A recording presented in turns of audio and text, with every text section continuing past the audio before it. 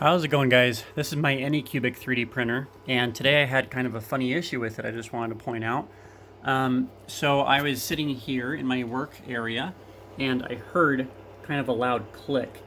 And what happened is this X-axis motor somehow clicked. It got caught on something, and so it made it skew. You can see right here where it was skewed to the left a little bit. Unfortunately, I caught it really quickly and I paused it, so I actually only ended up kind of ruining 2 of these 10 prints that I did.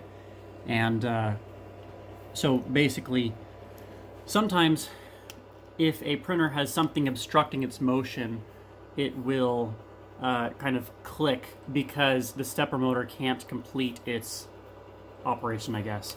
So I just had to basically, as it was not stuck, as it was, I paused it, and as it was staying where it wanted to stay, I just had to move it a click back in that direction. I had to play with it a little bit, but fortunately I managed to salvage 8 of these 10. Looks like it might be, no, actually it's good. Yeah, so next time that happens to one of your guys' printers, go ahead and try it. Maybe I'll even be able to catch it next time so I can show you how to do that, but I just want to throw that out there that if something does skip a tooth, you know, the belt skips a tooth on the stepper or whatever, that doesn't mean all is lost.